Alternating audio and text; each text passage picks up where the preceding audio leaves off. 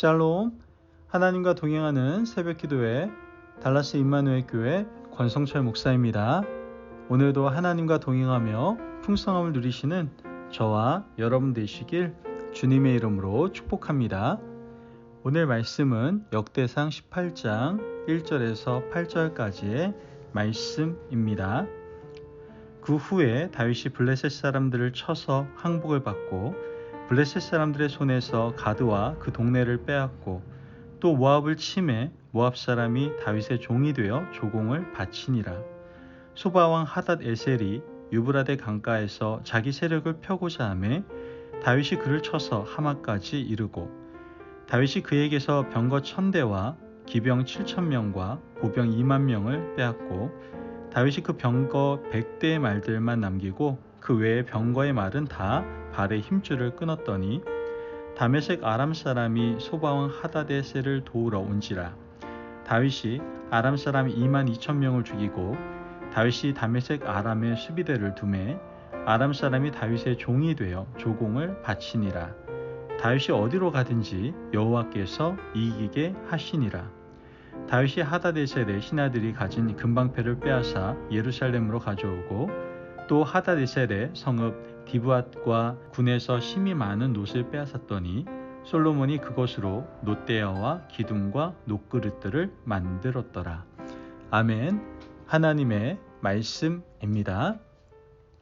여러분, 우리 인간은 유한한 존재죠.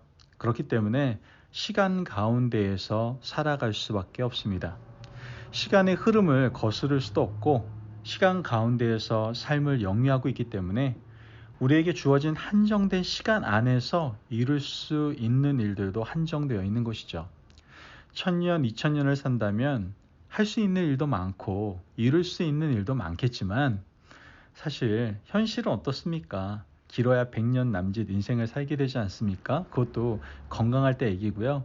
건강하게 활동할 수 있는 시간이 50년이 채 되지 못한다라고 생각할 때 그 기간에 이룰 수 있는 일들은 한정적이다라는 것이죠.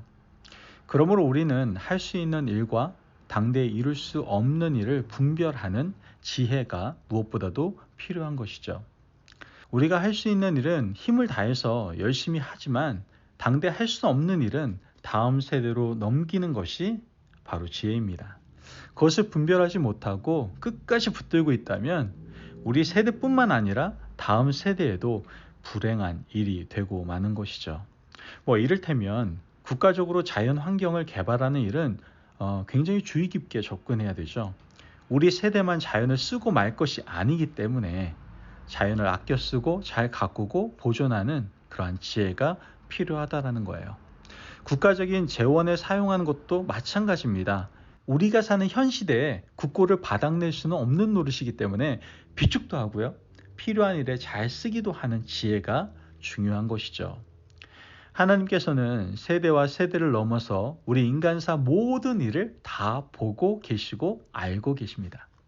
하나님이 인간의 탐욕을 보고 계시기 때문에 인간이 하는 일이 세대를 넘어서는 교만한 일이라고 여기신다면 그것을 어떻게 해요? 막으시고 교통정리를 해주신다라는 것이죠. 오늘 우리가 읽은 본문에도 하나님이 정리하시는 모습이 나오지 않습니까? 다윗은 누구보다도 성전 건축을 하고 싶었던 사람이에요. 하나님은 이러한 다윗의 진심을 물론 알고 계셨죠.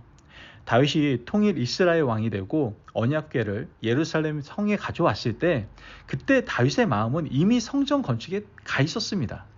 하나님의 궤는 휘장 가운데 있는데 자신은 너무나 아름다운 궁전에 거하는 것이 마음에 찔리고 불편해서 나단 선지자에게 성전 건축을 말을 했죠.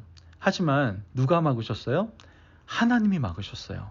지금 그렇게 할 때가 아니라고 하나님이 막으셨습니다. 그 이후에 일어난 일들이 오늘 본문의 이야기입니다. 1절 말씀을 보면 그 후에 다윗이 블레셋 사람들을 쳐서 항복을 받고 블레셋 사람들의 손에서 가드와 그 동네를 빼앗고, 말씀에서 그 후에라는 말은요, 다윗의 성전 건축이 하나님의 막으심으로 말미암아 좌절된 이유를 말하고 있는 겁니다.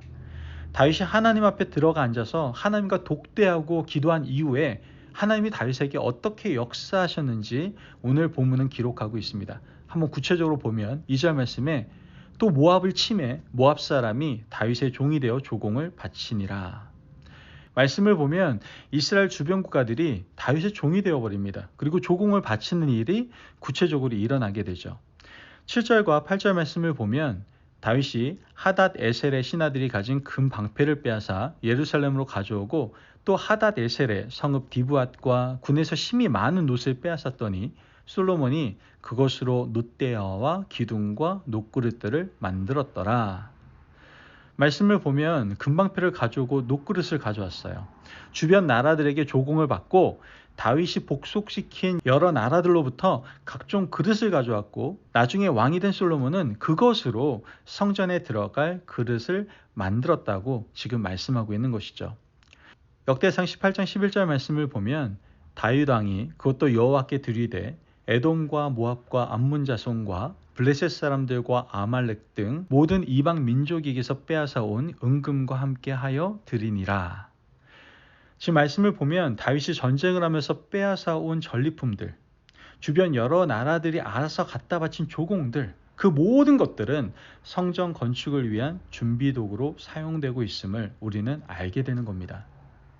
하나님께서는 다윗과 솔로몬을 정확하게 역할 분담을 시키고 다윗을 성전 건축을 위한 준비 도구로 사용하시는 것을 보게 됩니다.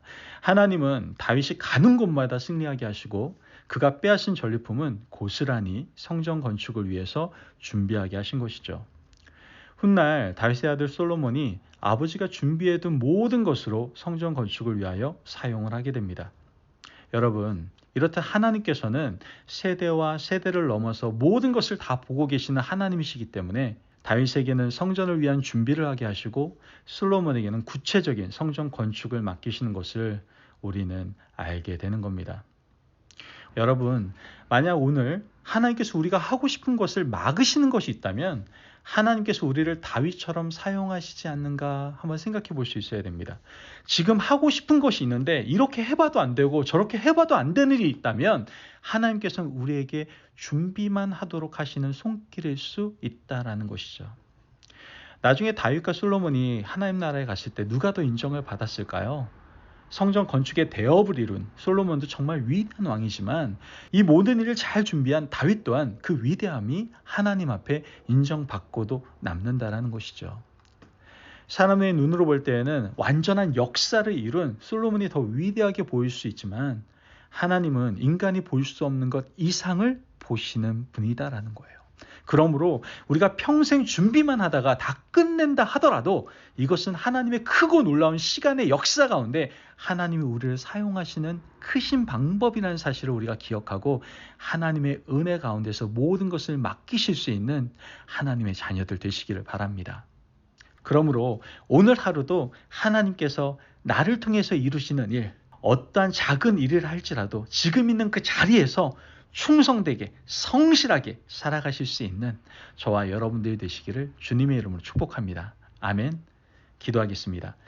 사랑이 많으신 아버지 하나님 감사합니다. 오늘 우리에게 귀한 말씀을 허락하셔서 우리는 시간 안에 살아가는 유한한 존재임을 기억하게 하시니 감사합니다. 하나님, 내가 어떠한 결과를 이루는 것이 중요한 것이 아니라 하나님께서 나에게 어떠한 사명을 허락하셨다면 그 사명을 하루하루 최선을 다하여 충성되이 이 모든 것들을 감당할 수 있는 하나님의 일꾼들, 자녀들 될 수 있도록 우리에게 믿음 주시고 우리의 삶 가운데 역사하여 주시옵소서. 그 자리에서 충성할 때 하나님께서는 착하고 충성된 종이라고 칭찬하실 줄을 믿습니다.